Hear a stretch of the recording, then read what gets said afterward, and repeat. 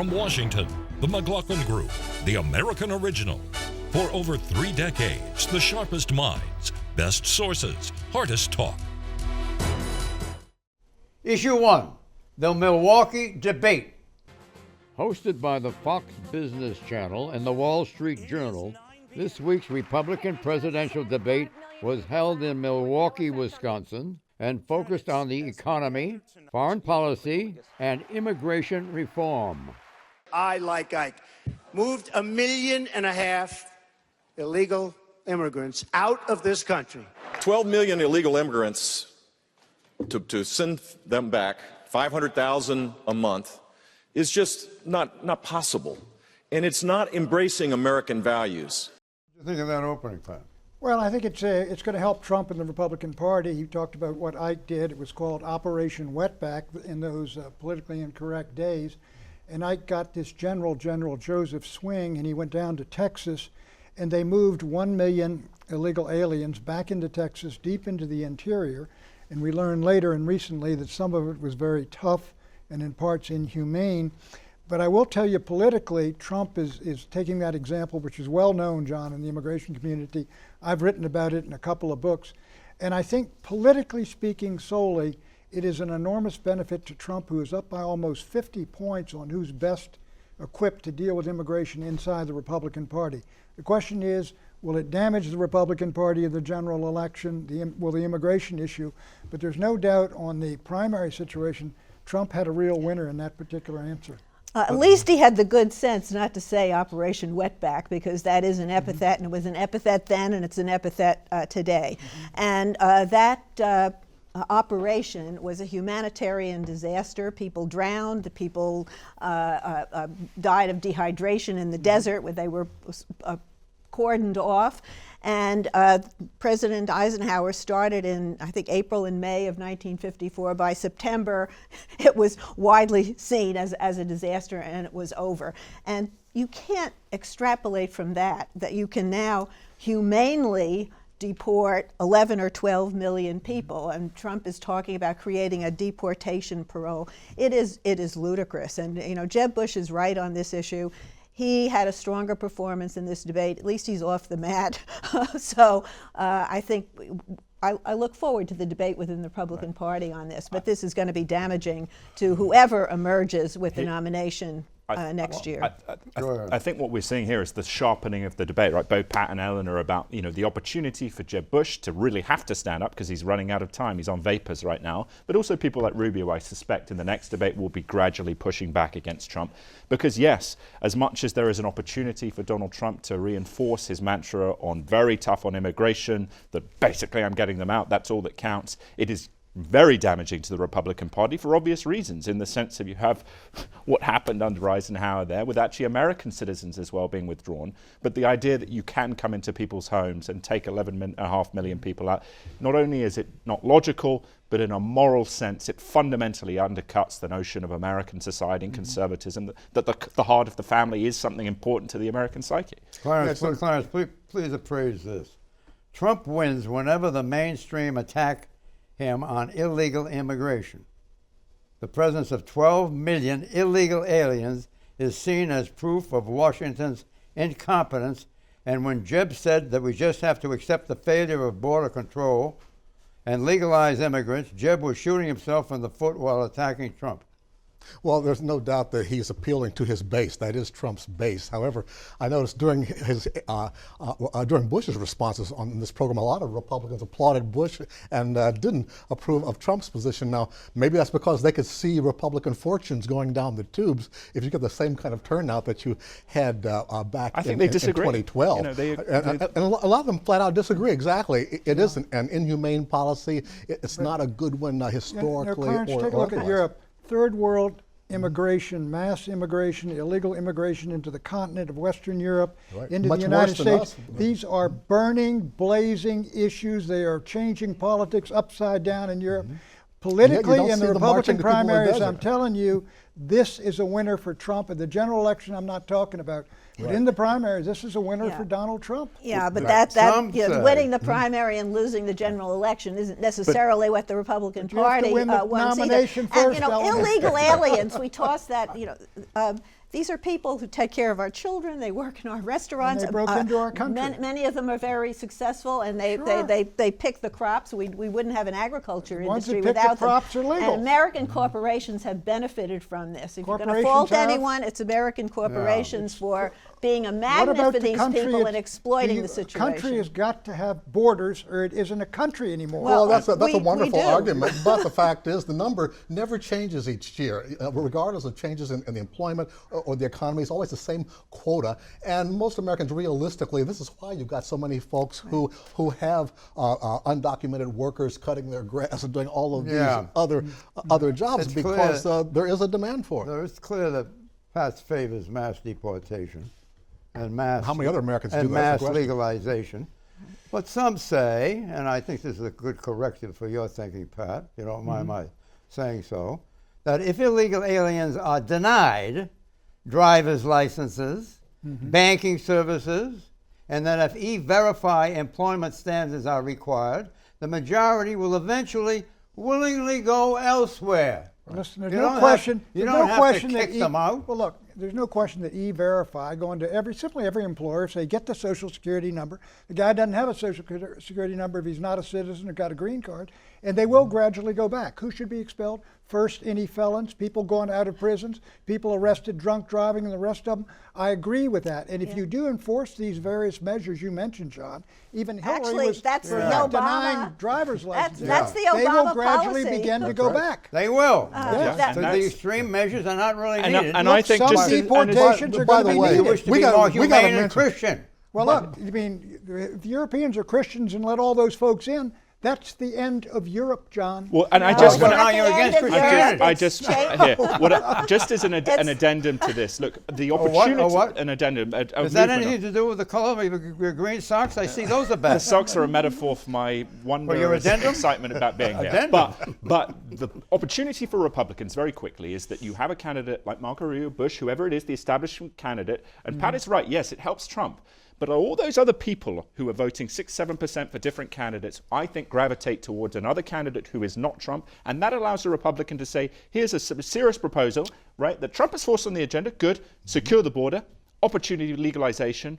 Helps the economy. Helps protect American, the society. But it's a more moderate, practical. Thank you. That's right. I want amnesty. Can I talk to Clarence about the minimum wage? But I want to set it up. Yeah. Every time we raise the minimum wage, the number of jobless people increases. Every time we raise the minimum wage, the number of jobless people increases. If you raise the minimum wage, you're going to make people more expensive than a machine. We're not going to be able to compete against the world. I hate to say it, but we have to leave it the way it is. We do have a moderate increase in the minimum wage.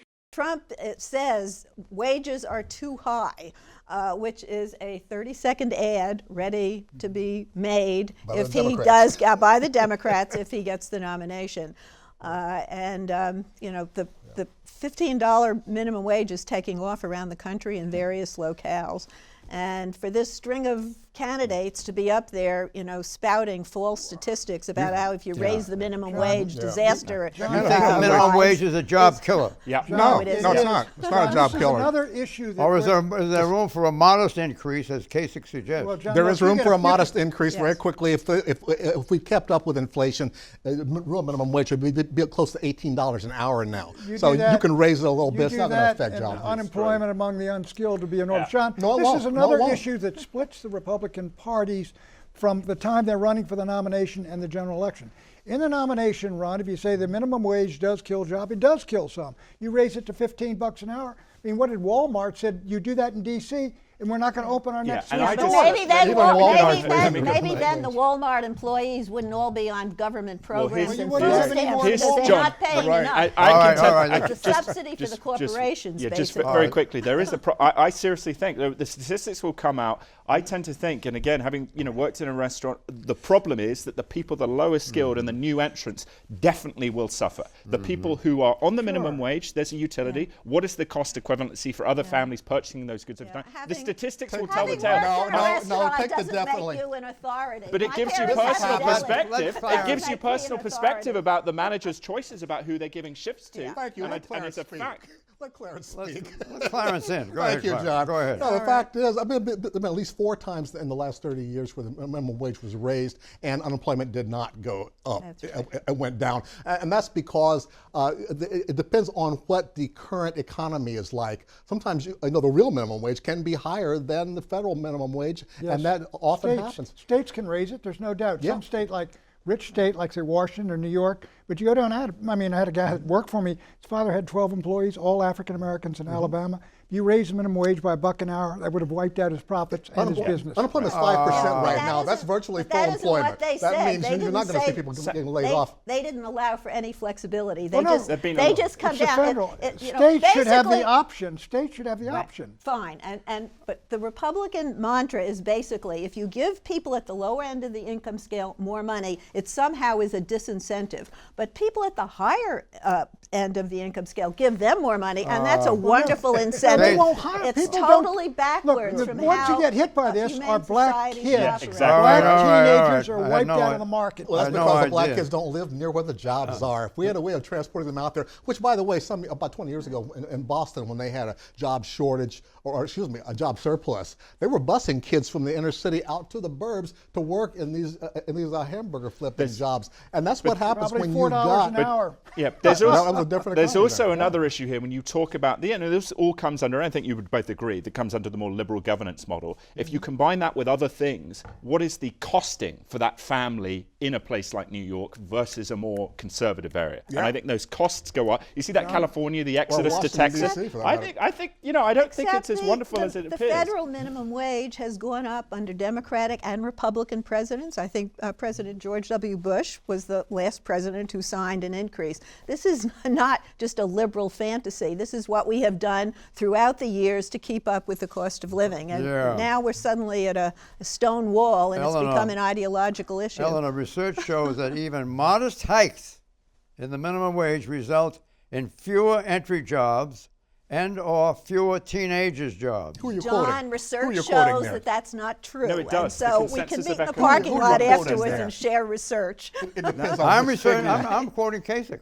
Kasich, right. Well, it depends where you stand. Depends on where you sit. The fact is, there have been numerous times where minimum wage has gone up without unemployment going up. We'll leave this to future discussion. Okay, bank exchange. What would you do if the bank was? I would not let the people who put their money in there all go down. So you would bail them out? No, as an executive, I would figure out how to separate those people who can afford it versus those people or the hardworking folks who put their money in those institutions. Does anger over the bailout still permeate the public?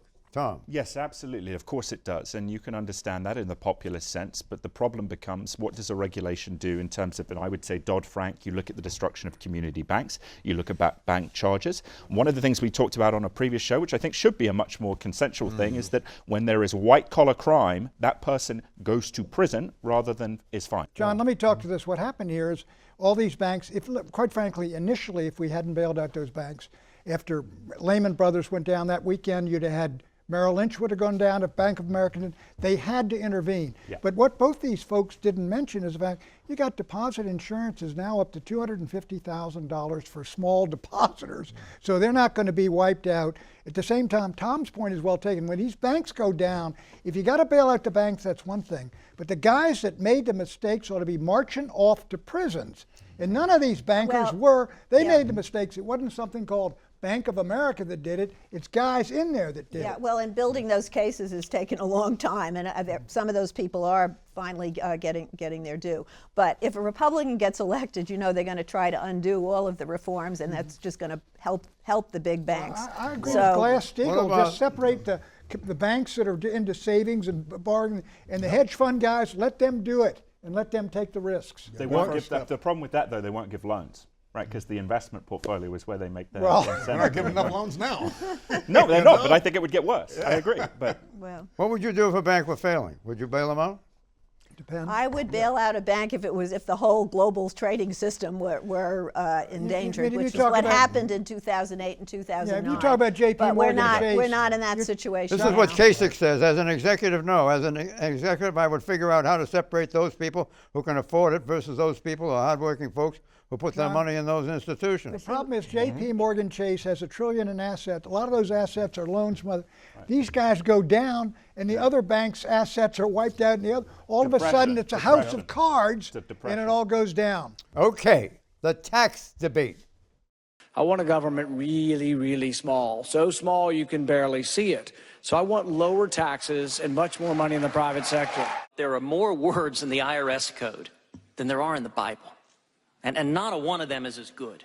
We have to go to a 3-page tax code. You lower every rate, you close every loophole. Republicans offered a range of options from revising the tax code to jettisoning it altogether. What's your take on it, Clarence? Dream on, yes. I mean, it had everything to do with everything but real mathematics. This is the problem.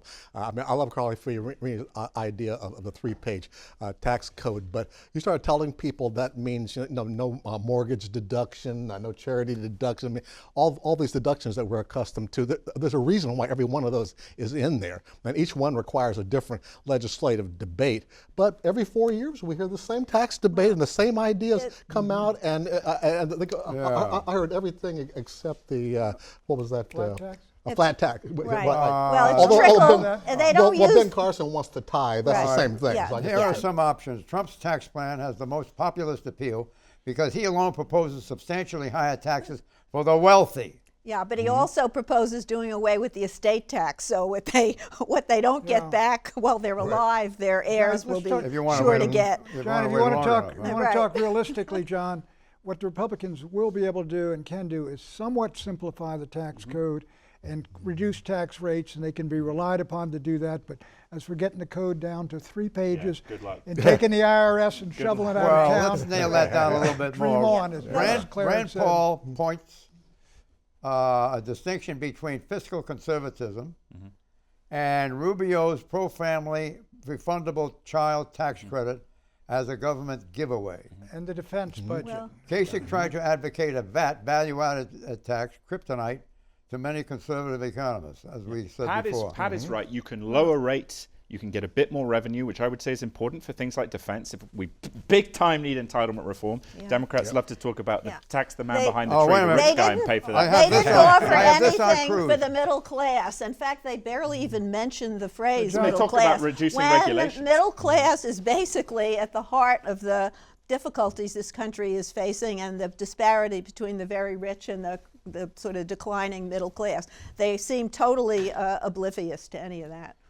Cruz summed it up by citing Coolidge, JFK. Coolidge was the president, I don't know. Oh, I remember Calvin, Silent Cal. That dynamic Coolidge administration, yes. Calvin? Right? Yes. Yeah, when Coolidge was president, John, the federal government used up 3% of GDP. It's now closer to 21%. Memories. Wow. That was before my time. That was before Social Security and Medicaid. Yeah. Also, JFK, John F. Kennedy, and Reagan as examples of dramatic growth following supply-side tax plans to cut rates. Well, that's because the rates, when Eisenhower was president, the marginal rate, if you made the big bucks, 90% of it went to the government. Kennedy's tax cut brought it to 70%.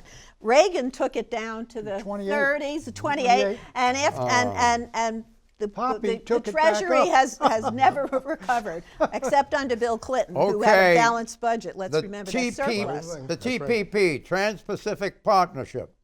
You know, we might want to point out China's not part of this deal. If the U.S. is unable to take part in this trade deal with these countries in Asia, China will take the lead. Trump right when he called the TPP the, quote, worst deal ever negotiated, unquote, and warned that it will open the door for China to take more U.S. jobs? No, I wrong. ask you, Clarence. Well, as Rand Paul pointed out, China's not in the deal, and it just undercut Trump's argument. I think I know what he was talking about, but TPP has become very symbolic in that regard. But one of the selling points for TPP is that if the U.S. and these other nations don't write the rules of trade in that part of the world, China will. So it's actually a counterpoint to China. I'll tell you, Trump has it exactly wrong. The guys are going to get the jobs out of the TPP of the Philippines, Vietnam, all these low-wage countries. They're waiting to, frankly, to take some of them out of China as well. But that's, I mean, this is not in the interest of the American workers who have been gutted by these trade deals for 40 years. That's why we got no wage increases. That's why the jobs aren't there. But you can't put globalism back in the bottle.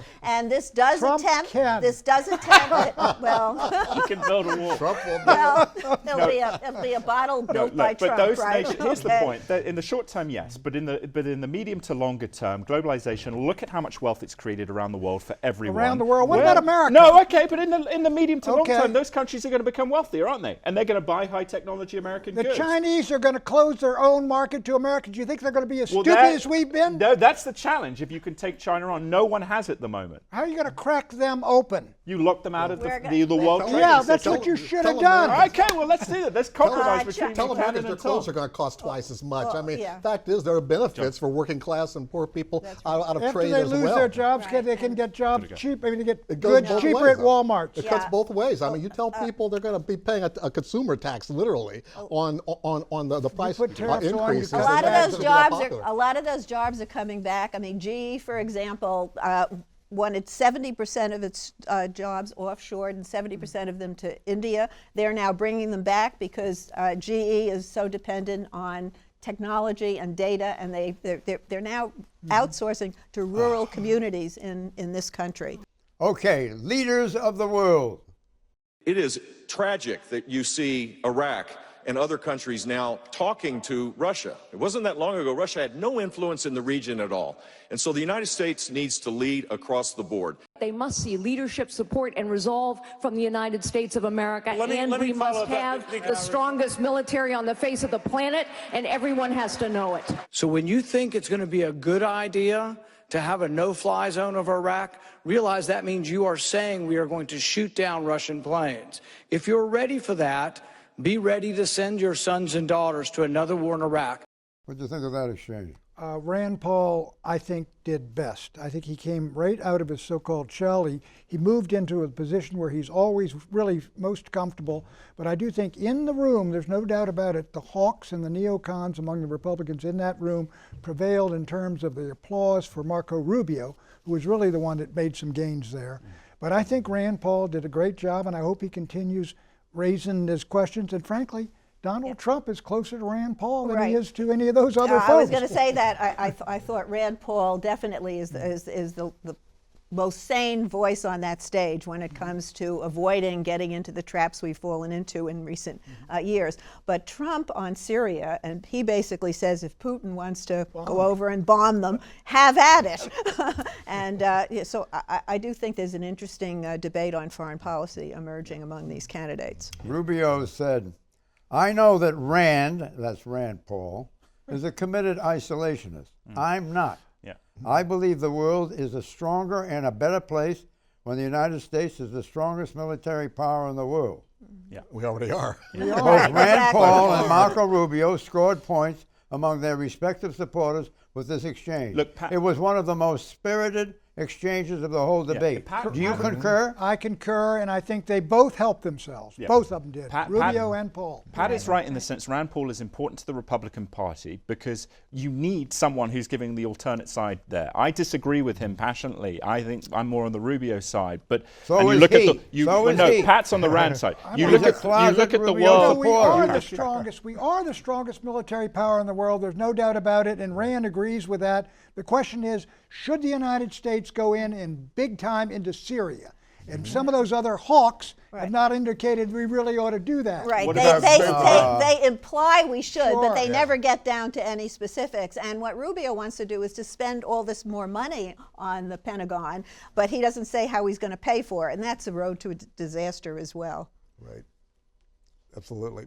So which one is Which one's going to carry the day? Oh, I thought Rand Paul was very strong. One thing about him is the same argument, very similar argument to his father, but I think much more effective this time.